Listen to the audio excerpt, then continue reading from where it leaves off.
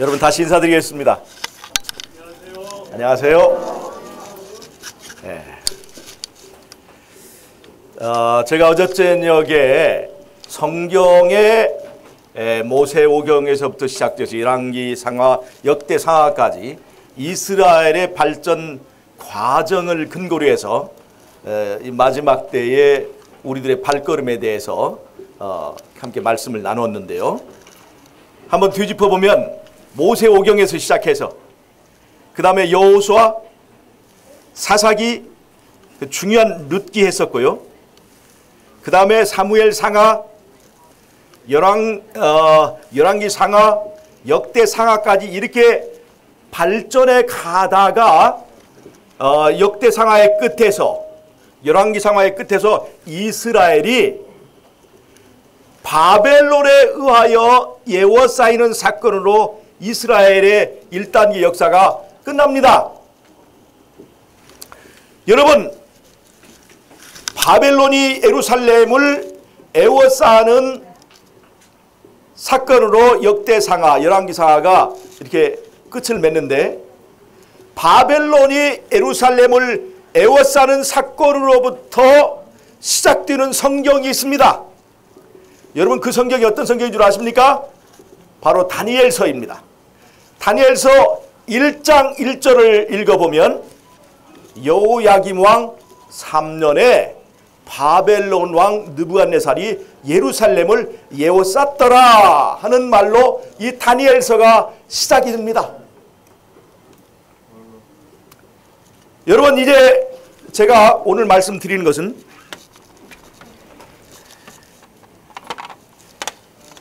이 다니엘서가 다니엘서와 요한계시록이 어떻게 이 관련이 되어 있으며 어떻게 이 다니엘서를 통해서 기별이 요한계시록으로 흘러 들어가는 것을 제가 오늘 잠깐 말씀드리려고 합니다.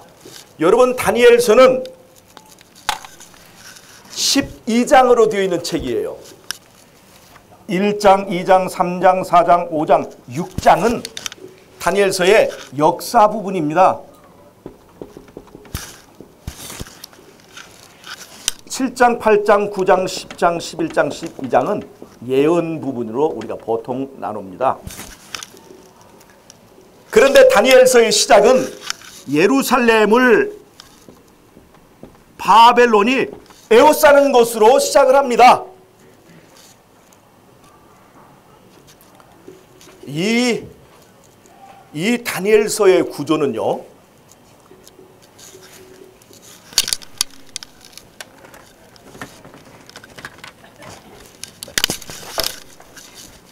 이 다니엘서의 구조는 계시록 12, 13, 14장의 핵심 장들과 연결이 되는데, 여러분, 계시록 13장에서 짐승의 우상이 세워지는 사건이 있습니다. 그리고 짐승의 표를 강요하는 사건이 있어요. 여러분, 그것이 바로 우리가 일요일 협령이 강제 일요일 협령 법령이 내려진 것을 말하는 것인데, 여러분, 일요일 협령 그 법령이 내려지는 것은 어떤 사건에 우리가 방불 하냐면, 예루살렘을 바벨론이 에워싸는 것에 적용될 수 있는 의미가 있습니다. 여러분, 예수님께서 말씀하셨죠. 멸망에 가증한 것이 거룩한 것에 선 것을 보거든 너희는 산으로 도망가라. 군대가 예루살렘에 선 것을 보거든, 그 말과 똑같은 것이거든요. AD 70년에 예수님께서 말씀하신 대로 로마 군대가 예루살렘을 에워쌌습니다. 물론 그 몇 년 전에 이렇게 해서 70년에 마쳤지만, 이 로마가 예루살렘을 에워싸는 사건의 종말적 버전이 바로 일요일 협령입니다. 하나님의 교회를 이 바벨론 세력이 이제 에워싸는 것이에요. 그래서 마지막에 다니엘서 1장에 있는 상황처럼 예루살렘을 바벨론이 에워싸는 사건이 있어요. 그것이 계시록 13장에 있습니다. 자, 이제 보세요. 이 역사 부분인 다니엘서의 역사 부분이 1장에서 6장까지의 내용은 재미있게도 계시록 14장의 새 천사의 기별과 일치합니다. 다니엘서 1장에서 6장까지의 기별이 계시록 14장의 새 천사의 기별의 내용과 일치해요. 제가 오늘 이것을 설명해 드릴 것입니다. 그 다음에 다니엘 7장에서 12장까지에 있는 이 예언 부분의 내용은 계시록 12장 13장의 짐승의 삼중연합과 내용이 일치합니다. 서로 교차되는 것이죠. 다니엘 7장에는 바벨론에서 시작돼서 마지막 때까지 이르는 그 이야기를 사자, 곰, 그 다음에 표범, 그 다음에 열뿔 가진 무서운 짐승으로 이어지는 바벨론은 바벨론인데 정치적인 바벨론의 모습이 다니엘 7장에 있습니다. 다니엘 8장과 9장은 한 덩어리인데 거기는 바벨론은 바벨론인데 수염소로 이어지는 마치 제사의 제물, 즉 레위기 16장에 있는 대속죄일에 드려지는 이 제물들의 목록과 비슷한 제물들의 모양으로 이 바벨론이 이어지는 거예요. 그래서 다니엘 8장과 9장은 종교적인 면모의 바벨론의 흐름을 보여줍니다. 다니엘서 10장, 11장, 12장은 한 덩어리인데 그 중에 핵심은 다니엘서 11장이에요. 다니엘 11장에서는 남방왕과 북방왕의 대결이 있으면서 남방왕이 북방왕을 이기는 때도 있고 북방왕이 남방왕을 이기는 때가 있어서 서로 다투는데 누가 옳으냐 하면 둘 다 적그리스도입니다. 적그리스도 특징이 뭐냐면 스스로를 높이고 스스로를 하나님의 위치에다 놓는 것인데 다니엘 11장을 읽어보면 전반부는 남방왕이 그 적그리스도의 행태를 보입니다. 그 다음에 후반부터는 이제 드디어 북방왕이 이제 남방왕을 압도하는 그런 세력이 되어서 마지막에 그 적그리스도의 계통을 이 로마 카톨릭이 확 이제 꿰어차는 그런 흐름을 보여줍니다. 그래서 다니엘 11장은 적그리스도의 흐름과 계보를 보여주고 있어요. 여러분, 바벨론은 정치적인 외피가 있고 그 안에 종교적인 내피가 있으면서 그 핵심에 적그리스도가 또아리를 틀고 있는 형태가 바로 바벨론입니다. 그래서 다니엘서 7장에서 12장까지는 바벨론의 세력이 그대로 거기에 이제 폭로가 되어 있습니다. 그래서 다니엘 7장의 정치적인 바벨론은 계시록 12장의 붉은 용의 용으로 로마로 대치되었습니다. 정치적 로마입니다. 그 다음에 다니엘 8장 9절에 종교적 바벨론은 계시록 13장에 바다에서 나오는 짐승, 즉 종교적 로마로 이어지고 연결됩니다. 그리고 다니엘서 10장, 11장, 19절에 있는 이 적그리스도의 세력은 계시록 13장 11절부터 등장하는 두 뿔 가진 세력이 연결되어 있는데 이것은 무슨 말이냐면 다니엘 11장에서 나오는 마지막 때의 적그리스도는 이 세상의 패권을 휘어잡고 이 세상을 하나의 바벨론 이 국가를 세우고 세상을 하나의 정부로 통합하는 그 일을 할 때 그것을 적극적으로 받쳐주고 그 일을 가능하게 만들어준 것이 바로 계시록 13장 11절에 등장하는 바로 새끼양 같은 두 뿔 가진 짐승, 즉 미국이기 때문에 다니엘서 11장과 계시록 13장에서 두 번째 짐승은 연결이 되어 있는 것입니다. 여러분, 좀 신기하지 않습니까? 제가 오늘 이것을 다 말씀을 드릴 수가 없어요. 오늘 제가 말씀드린 것은 뭐냐면 전반부에 있는 1장, 다니엘서 1장에서 6장까지의 내용이 어떻게 새 천사의 기별과 일치하는가만 제가 오늘 설명을 드릴 것입니다. 여기서 우리가 알아야 될 것은 무엇이냐? 여러분, 계시록 14장에 있는 새 천사의 기별은 그 뿌리가 상당히 깊다는 것을 제가 말씀드립니다. 여러분, 범죄한 후에 하나님께서 우리에게 이제 구속의 경륜을 발표하신 것이 바로 창세기 3장 15절에서 여자의 후손을 보내줄 터인데, 그 여자의 후손이 너희들에게 잃어버렸던 에덴 동산, 에덴 그 하나님의 나라로 회복시키시고 너희를 에덴으로 다시 이제 돌아오게 해주겠다는 약속이었어요.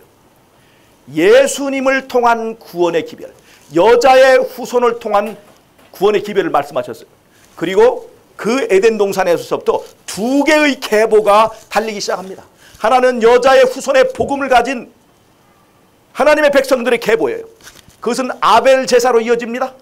그리고 이제 노아와 또 그 식구들로 이어지고, 그 다음에 거기서부터 더 발전돼서 아브라함과 그 자손들로 이어져서 영적 이스라엘, 구약의 이스라엘을 형성하게 됩니다. 그리고 그들은 나라를 세우고 그 이스라엘 상징이 바로 예루살렘입니다. 그 다음에 뱀의 후손들이 에덴 동산에서 시작됐습니다.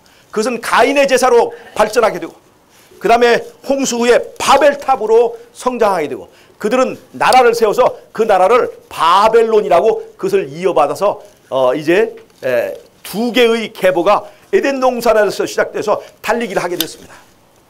그래서 열왕기 상하의 끝에, 역대 상하의 끝에 예루살렘이 바벨론에 의하여서 포로로 잡히게 되는 이야기로 그렇게 마무리가 됩니다. 그리고 다니엘서는 바로 거기서부터 이야기가 시작됩니다. 여러분, 이 구도가 정확하다고 한다면 우리가 전하고 우리가 믿고 있는 새천사의 기별은 우리가 생각하는 것보다 훨씬 더 뿌리가 깊습니다.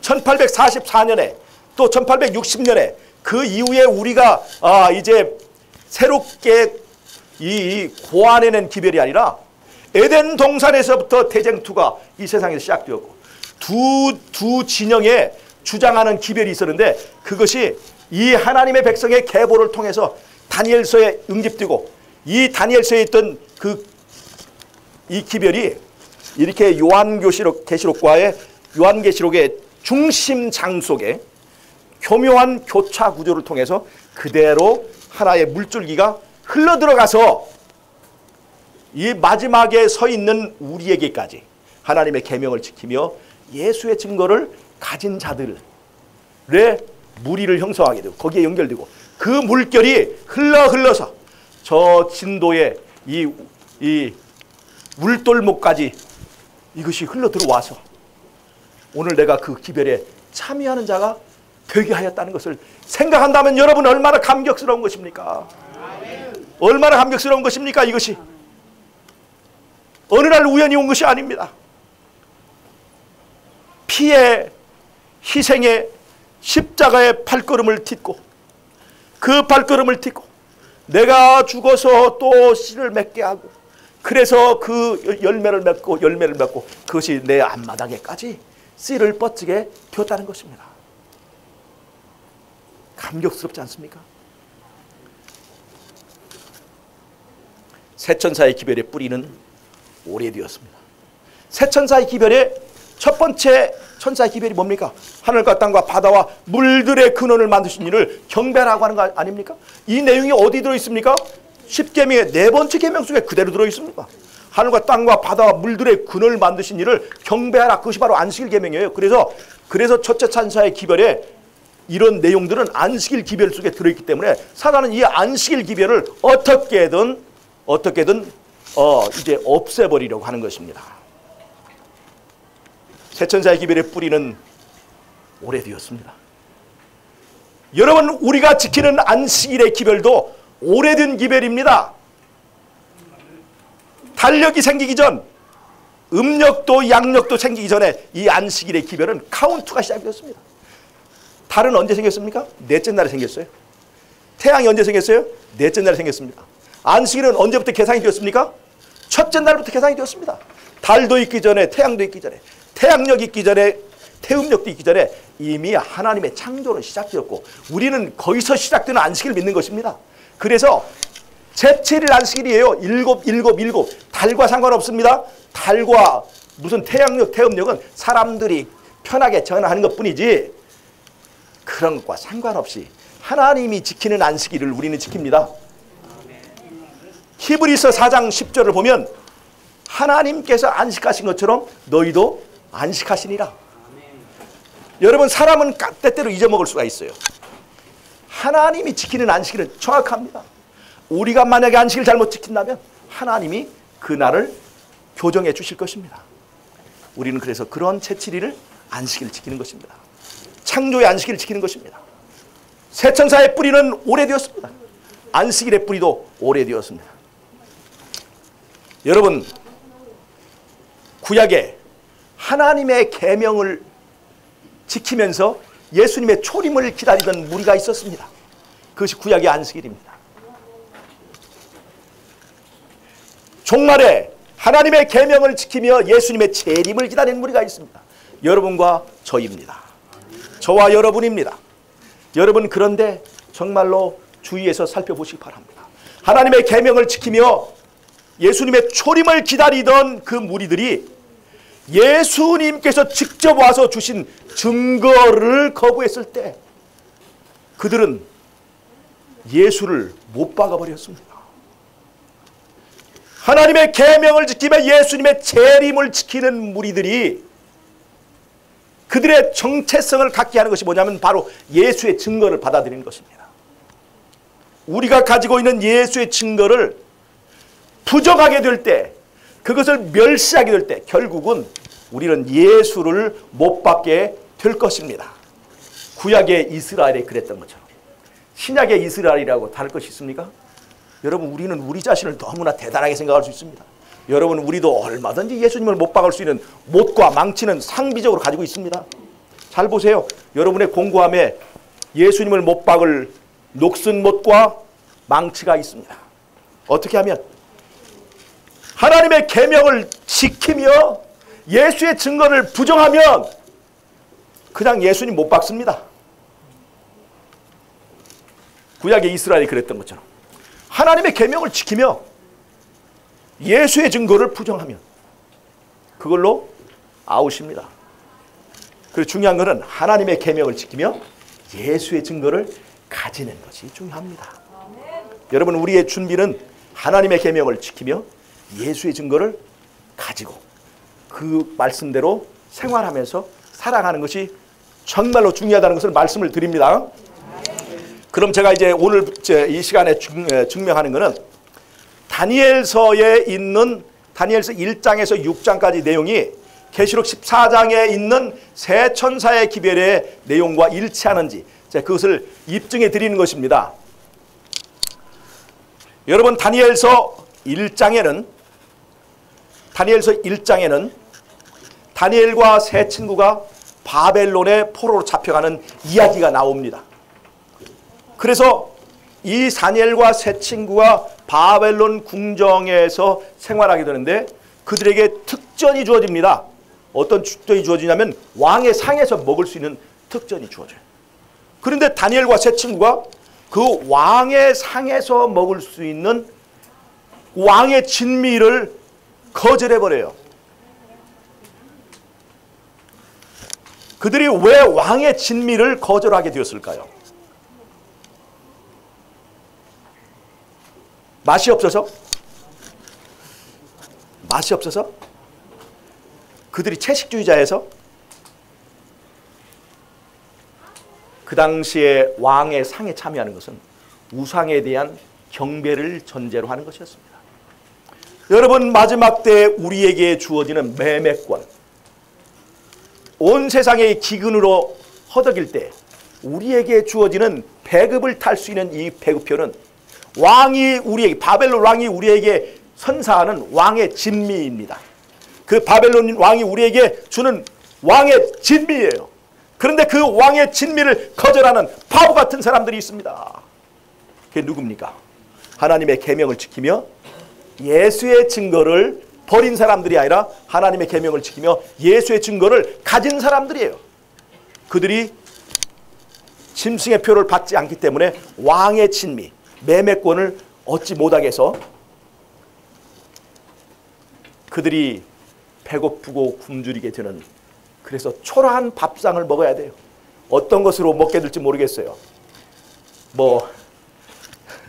무슨 고구마 이삭을 주워 먹고 살지 어떨지는 모르겠지만 하여튼 왕의 진미를 거절한 때문에 그들은 배고픔에 시달려야 되고 기름진 음식으로부터 이제 특권이 박탈당하게 됩니다. 그 상황을 다니엘서 1장은 그대로 말하고 있어요. 하나님을 경배하기 위하여 선택한 그 다니엘과 세 친구는 왕의 진미를 먹지 않고 왕의 진미를 거절했기 때문에 그들은 물과 채소를 먹게 됩니다. 다니엘과 세 친구가 먹게 되는 이 물과 채소는, 우리는 물과 채식을 강조할 때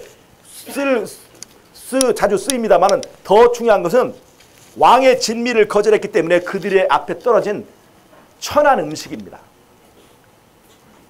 왕의 진미, 바벨론 왕이 주는 특권을 거절하기 때문에 바벨론 사람들이 볼 때는 음식도 아닌 것을 먹고 사는 천한 밥상을 말하는 것입니다. 마지막 때에 하나님의 백성들이 매매권을 거절하기 때문에 그들이 받게 되는 초라한 밥상, 그것을 상징하는 것이라고 하는 것입니다. 첫째 천사의 기별의 내용은 하늘과 땅과 바다와 물들의 근원을 만드신 이를 경배하는 것입니다.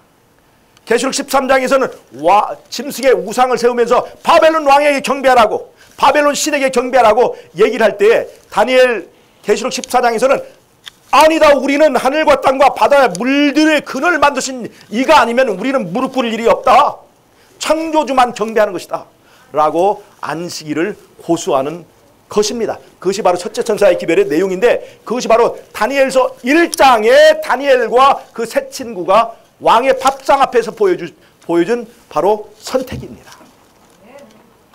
그래서 다니엘 1장의 내용은 창조주를 경배하는 것입니다. 채식이 아니에요.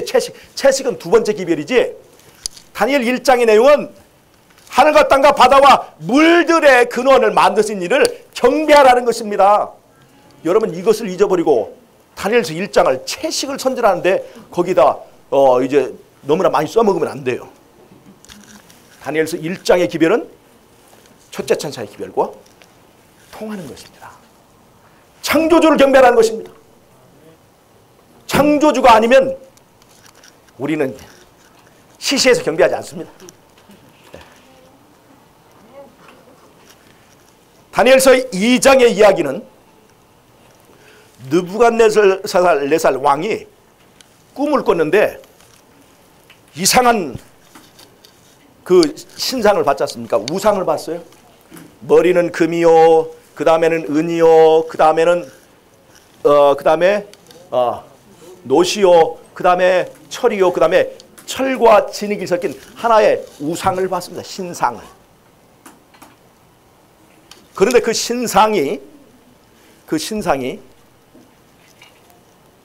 사람의 손대지 않은 돌에 의해서 무너져 버리는 이야기가 다니엘서 2장입니다. 여러분, 이 다니엘서 2장에 보인 이 울긋불긋한 신상의 이름이 뭔 줄 아십니까? 그것이 바로 바벨론입니다. 바벨론. 멀리 봤을 때 잘 보세요. 머리가 바벨론이었죠. 그 다음에 페르시아, 그 다음에 헬라, 그 다음에 로마로 이어지면서 이것이 바벨론의 색다른 변모를 말하는 것이지 바벨론이 아닌 다른 나라가 오는 게 아니라 이것들이 다 영적으로 보면 한 몸입니다. 한 몸. 그래서 이 나라들은 나라가 여럿이지만 한 몸을 이루고 있습니다. 전부 다 바벨론이에요. 특별히 머리가 바벨론이면 손가락, 손톱도 바벨론이라는 것입니다. 그래서 로마를 우리가 바벨론이라고 부르는 거예요. 바벨론의 발전된 형태예요. 바벨론이 화려하게 변신해서 치장한 상태가 바로 로마입니다. 다니엘 2장의 신상의 이름은 거시적인 바벨론입니다. 다니엘 2장의 신상이 무너진 것은 바벨론이 무너졌다라고 하는 기별입니다. 둘째 천사의 기별이 무엇이에요? 바벨론이 무너졌다는 내용과 딱 들어맞지 않습니까? 다니엘서 2장에서 바벨론은 이미 무너져버린 선고를 받고 시작하는 것입니다. 이 다니엘서 2장의 신상은 금이 가장 무겁고 그 다음이 은이고 그 다음이 구리고 그 다음에 철이에요. 무거운 걸로 치면. 그래서 가만두어도 무너지게 되어 있습니다. 그런데 재미있는 것은 가만두어도 무너지기 전에 누가 무너뜨려요? 하나님이 무너뜨립니다. 여러분, 북한은 가만두어도 미국이 다 무너뜨릴 것입니다. 그러나 미국이 무너뜨리기 전에 하나님이 무너뜨린다고 제가 어제 말씀드리고 오늘 아침 말씀드렸잖아요. 바벨론 붕괴의 방식입니다. 둘째 천사의 기별과 일치합니다. 다니엘서 3장은 금신상 사건입니다. 금신상 사건. 금신상에게 절하지 않으면 풀무불 속에 집어넣어버리겠다. 그래서 풀무불 속에 집어넣어버려요. 그 얘기가 나오지 않습니까? 그 이야기가. 그런데 셋째 천사의 기별이 뭔 줄 아십니까? 짐승의 우상에게 절하지 않으면 유황불 속에 집어넣겠다는 거예요. 유황불이나 풀무불이나. 여러분, 유황불이 셉니까? 풀무불이 셉니까? 조금 더 뜨겁습니다. 유황불이. 근데 참 잘 보세요. 짐승의 우상에 절하든지 절하지 않든지 결국 우리는 어느 불 중에 하나는 사우나에 들어가야 됩니다. 어느 불 중에 하나는, 이게 어느 불 중에 하나는 들어가야 돼. 풀무불에 들어가든가 유황불에 들어가든가. 짐승의 표를 받든지 안 받든지 어느 불에 들어가기는 들어가야 됩니다. 조금 더 약한 불 속으로 들어가는 것이 낫습니다. 우리가 풀무불 속에 들어갈 것입니다. 다니엘 세 친구들이 풀무불 속에 들어갔죠. 탔어요, 안 탔어요? 안 탔죠. 그들이 왜 안 탄 줄 아세요? 여러분, 모세가 광야에서 양을 치고 있을 때 뭘 봤어요? 떨기나무에 불이 붙은 걸 봤어요. 하나님의 임재의 불입니다. 근데 떨기나무가 탔어요, 안 탔어요? 이 불은 떨기나무를 죽이는 불이 아닙니다. 떨기나무를 영광스럽게 하는 불입니다. 다니엘과 세 친구는 바로 이 불이, 이 세 친구는, 다니엘 3장에 있는 세 친구는 바로 이 불이 붙어 있었습니다. 이 불이 붙은 채로 풀무불 속에 들어갔더니 풀무불보다 이 불이 더 세가지고 풀무불이 이 불 때문에 오지를 못하고 그들이 밧줄만 탔지 이 사람들은 멀쩡했고 심지어 옷 하나도 타지 않았다는 것입니다. 마지막 때의 풀무불, 바로 성도들이 당하는 환난입니다. 그런데 그 풀무불에서 우리를 지켜줄 것이 뭐냐면 바로 늦은 비 성령입니다. 이 늦은 비 성령은 해도 되고 안 해도 되고 하는 그러한 이 사치품이 아니라 이거 없이 그 풀무불 속에 들어가면 다 타 죽어버리는 것이기 때문에 반드시 필수품으로, 가정 필수품입니다. 꼭 하나씩 준비하시기 바랍니다. 꼭 준비해야 됩니다. 마지막 때는 늦은 비 성령 없이 위험합니다. 이 늦은 비 성령의 불 붙은, 진리의 불 붙고 선교의 불 붙고 기도의 불 붙은 사람들을 태울 수 있는 불은 세상에 아무도 없습니다. 이 불 붙은 사람만이, 다른 말로 하면 미쳐버린 사람만이 살아남는 시대가 되었습니다. 불광불급이란 말이 있어요. 미치지 않으면 도달하지 못한다. 이게 고시 공부하는 사람들 쓰는 말이에요. 미치지. 그래서 미쳐가지고 고시 공부 해가지고 이 사법고시 합격한 사람이 많이 있어요. 여러분, 구원을 얻는 원리도 똑같습니다. 마지막에 대쟁투에서 살아남는 원리도 불광불급입니다.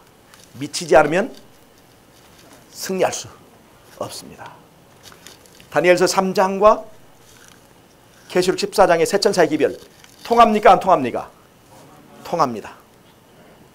그래서 다니엘서 1장에서 6장까지 기별이 계시록 14장에 있는 세 천사의 기별과 통하는 걸 제가 지금 설명하고 있는 거예요. 자, 다니엘서 4장은 무슨 얘기가 있습니까? 다니엘 4장은요, 다니엘 4장은 느부갓네살 왕이 교만해가지고 미쳐가지고 속아드는 얘기가 나와요. 잘 보세요. 다니엘 1장은 하나님을 경유하는 백성들의 결말을 보여줍니다. 다니엘서 4장은 하나님을 경유하지 않고 자기를 높이는 바벨론 왕이 무엇가 됐는가를 보여주고 있습니다. 대조적으로 보여주고 있어요. 짐승이 되어버렸습니다. 또 재미있는 것이 있어요. 다니엘 1장에도 채식 얘기가 나와요. 채식 얘기. 이 사람들 채식합니다. 다니엘 4장에서도 채식하는 얘기 나옵니다. 뭔 줄 아세요? 이 느부갓네살 왕이 소가 돼가지고 계속해서 우걱우걱 풀만 먹는 채식 얘기가 나와요. 여러분, 차이가 무엇입니까? 다니엘과 세 친구의 채식은 채식이 아니라 경배였습니다. 경배였어요. 그러나 느부갓네살 왕의 채식은 건강식이었습니다. 소가 풀 먹는 것처럼 그냥 소니까 먹는 거예요. 여러분, 저는 재림교인이 되기 전부터 채식주의자였어요. 그래서 기별과 상관없이 고기를 먹지 못해서 그냥 채소만 먹었어요. 이게 느부갓네살식 채식입니다.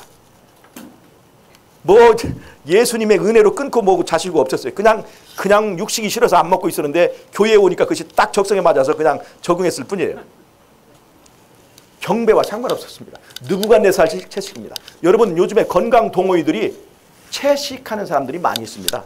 이게 느부갓네살식 채식입니다.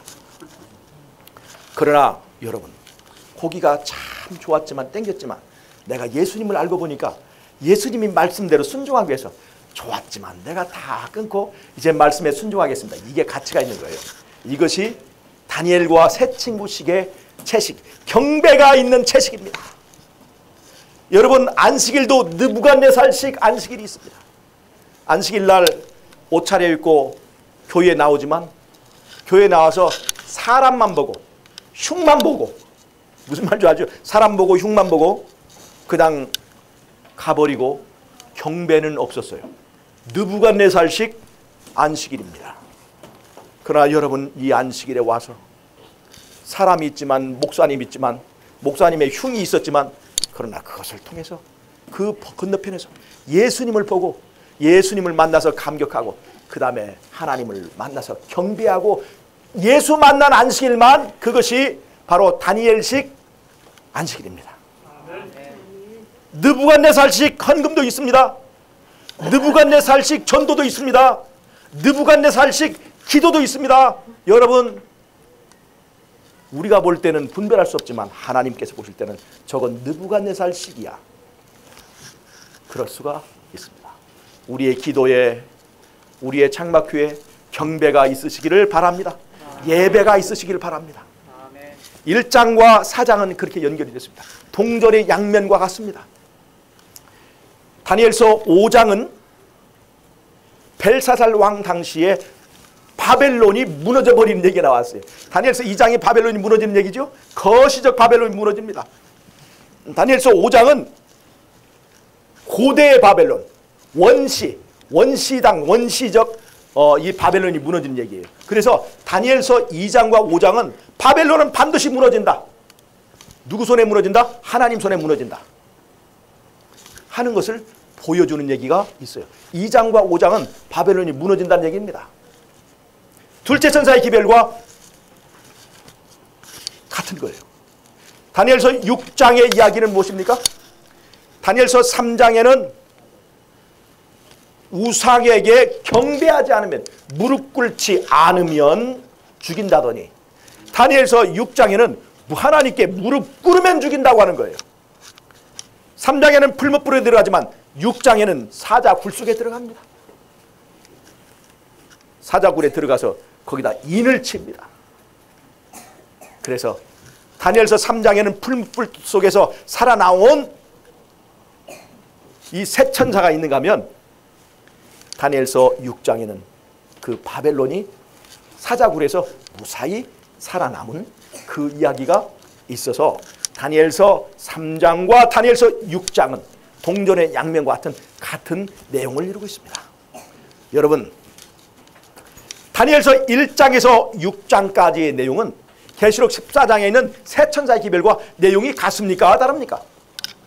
같아요. 그 다니엘서의 세 천사의 기별이 뿌리가 어디예요? 에덴 동산의 여자의 후손의 복음입니다.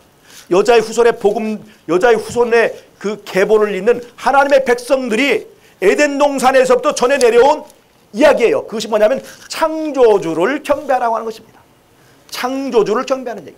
그것이 에덴 동산에서 시작해서 쭉 이어져 나오고, 이스라엘은 무너졌지만 다시 남아있는 남은 무리를 통해서 그 기별이 보존되어서 다니엘서를 통해서 이것이 예언적 와이파이로 연결되어 가지고 그것이 계시록 속에 그대로 그 기별이 녹아져서 누구 앞에까지 왔느냐? 와이파이를 켜있는 우리한테까지 와 있다는 것입니다. 여러분, 놀랍지 않습니까? 성경이 이렇게 연결이 되어 있어요. 우리는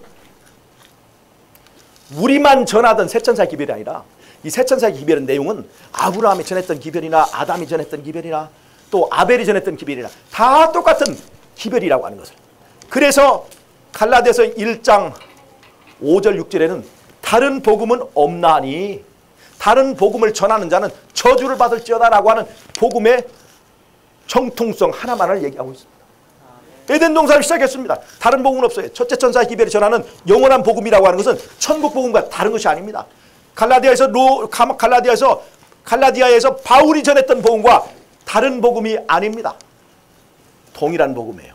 그것은 바로 창조주를 경배하고 창조주의 은혜와 공로로 너희들의 죄로부터 자유롭게 되라 하는 그 기별입니다. 여러분,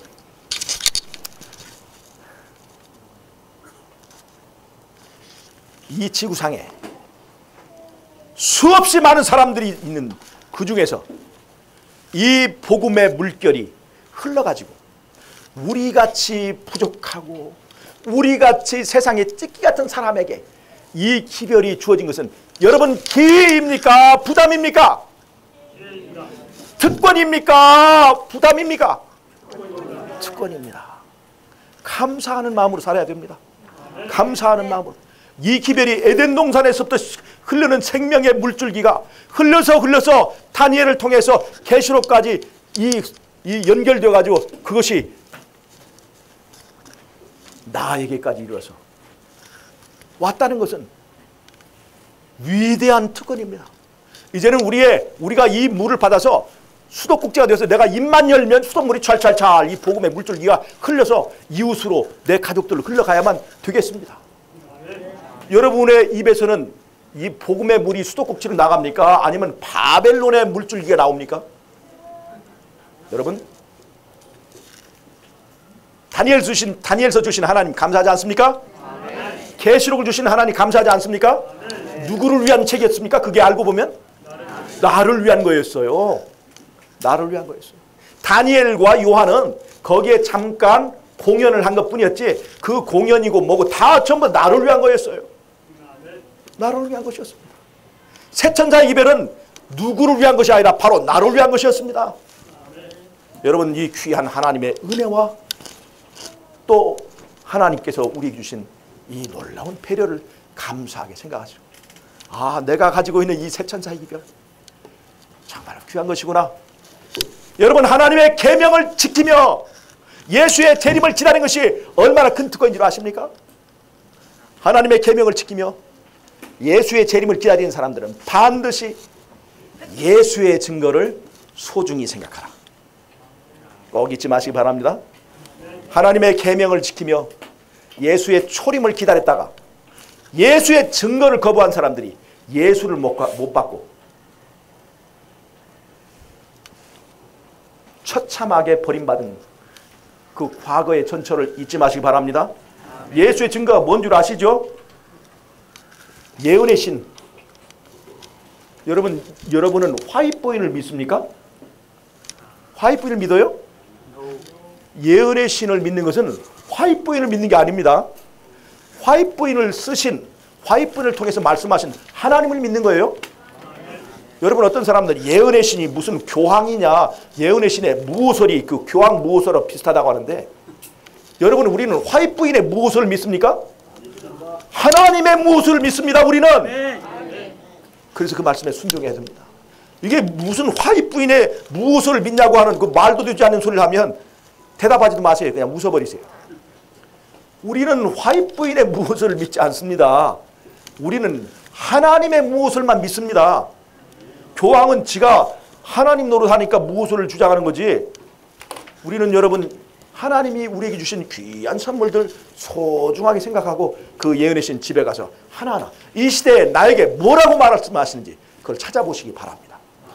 어떻게 준비하라고 하는지 그것을 하나하나 찾아보시기 바랍니다. 지금 당장은 그것이 무슨 효과가 있는지, 무슨 이것이 내 구원에 무슨 도움이 되는지 알지 못할지도 몰라요. 그러나 언제 알게 되느냐? 마지막 때, 사건이 터졌을 때, 그때야. 그때 여러분 무릎을 칠 것입니다. 아하! 이래서 선지자는 이렇게 준비하라고 하셨구나. 그때 무릎을 치게 될 것입니다. 아, 그래서 이것이 기름을 준비하는 것이었구나. 그때 감사하게 될 것입니다. 지금은 잘 몰라도 하나님께서 나를 위해서 주신 기별이라면 감사하는 마음으로 순종하는 연습을 하시기 바랍니다. 머지않아 그것이 참 잘한 선택이었다는 것을 깨닫게 되는 날이 있을 것입니다.